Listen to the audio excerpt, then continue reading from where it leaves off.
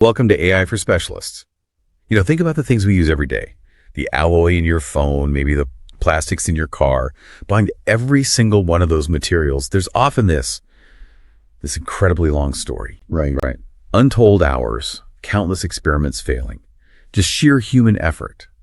For centuries, really, finding new materials was painstakingly slow. It felt like it was guided more by, intuition and just endless trial and error. But what if that whole process, what if it could be radically sped up? Not just a little bit faster, but like orders of magnitude faster.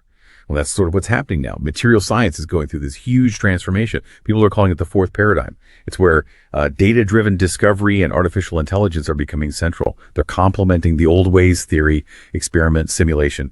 So our mission today is to really dive into this. How is AI speeding things up? How is it cutting down on those costly experiments? And this idea of getting it right first time, every time, how close are we? We're going to try and unpack the core methods, look at some really incredible impacts, and help us all understand why this is so important for tackling some big global challenges. Yeah, it's truly fascinating when you look at how AI is fundamentally reshaping the whole R&D life cycle here.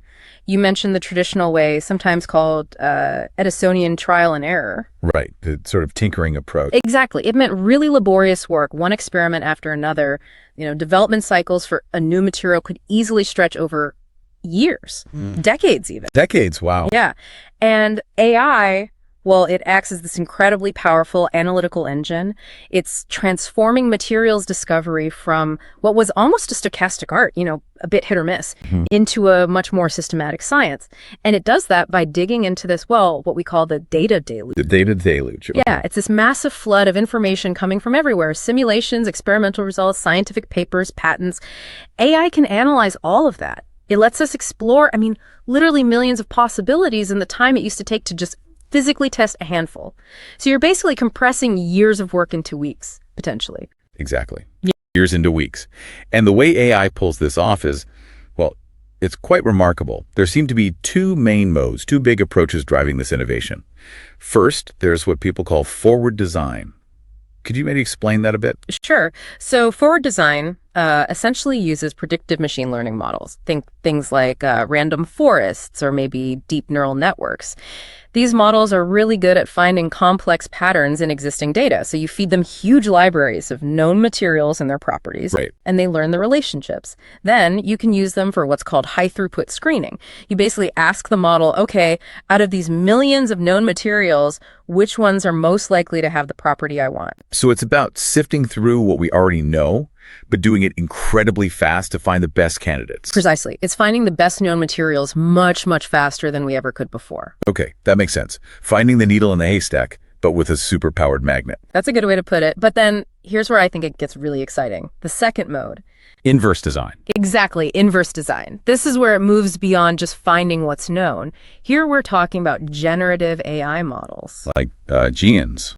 Yeah. Generative adversarial networks.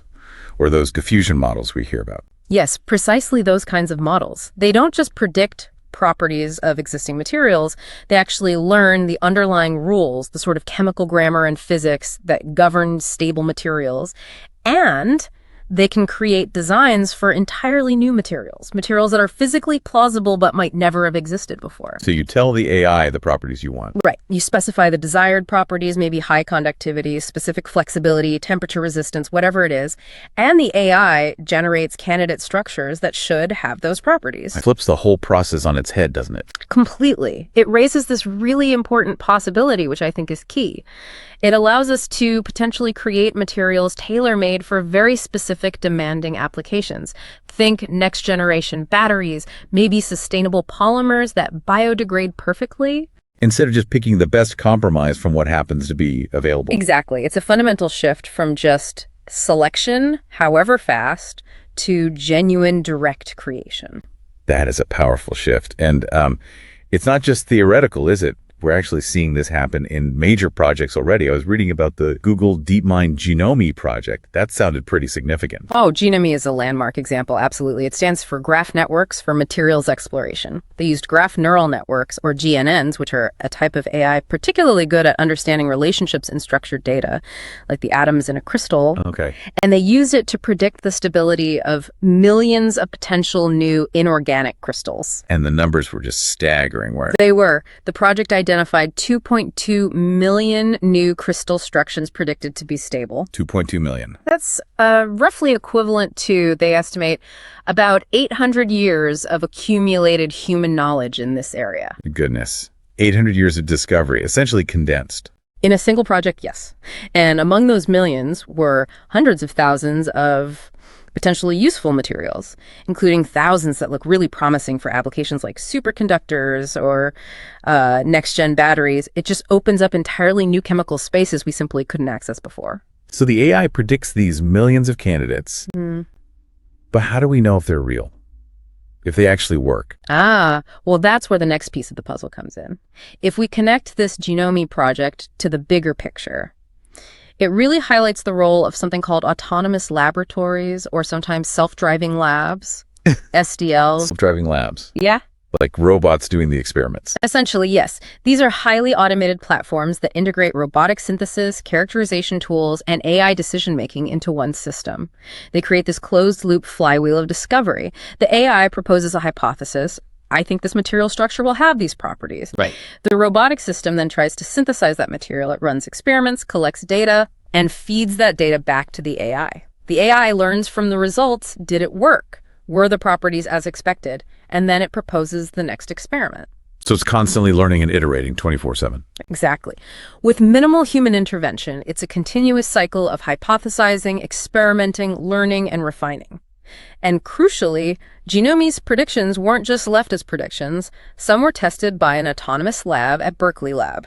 And did it work? It did. They tasked the autonomous system with synthesizing some of the novel materials predicted by GNoME.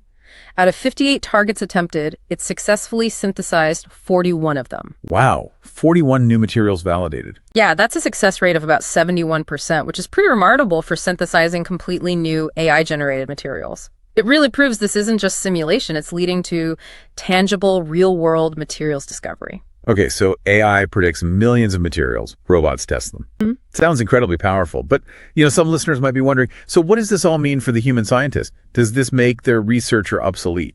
That's a really important question, and I think the answer is definitely no. The role isn't diminished. I'd argue it's actually elevated. Instead of spending years doing laborious, repetitive experiments in the lab, the human scientist becomes more like a creative director. Their expertise is crucial for defining the right problems to solve, formulating complex challenges for the AI. So setting the direction, asking the big questions. Precisely. Guiding these powerful AI systems, interpreting the results in the context of broader scientific knowledge, figuring out the most promising avenues to pursue next. It shifts the focus from manual labor to higher-level strategy, creativity, and critical thinking. That's reassuring.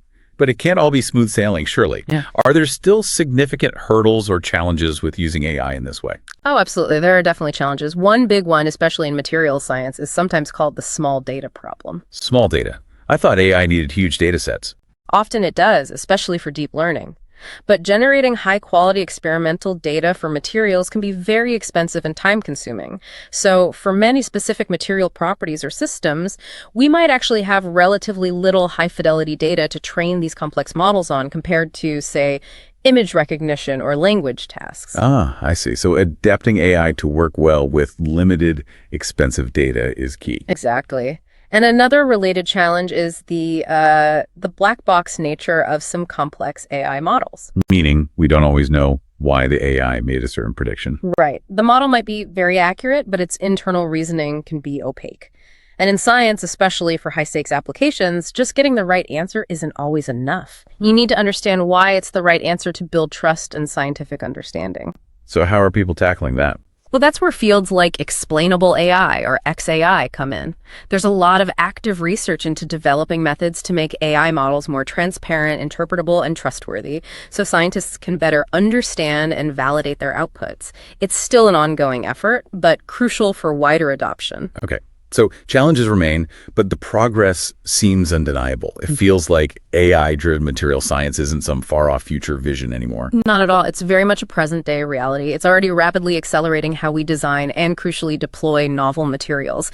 And the potential impact on, well, everything from energy storage to medicine to sustainable manufacturing is just enormous. We're talking about developing materials for a more sustainable and technologically advanced future faster than ever before. It really makes you think, doesn't it? Imagine the impact. Custom designed materials hitting the market in months instead of the decades it used to take. So here's a thought to leave you with. If you could use this power, what novel material could you dream up right now to solve a specific problem facing the world today? What would you ask the AI to create? Well, that's all the time we have today. Until next time on AI for Specialists, bye-bye.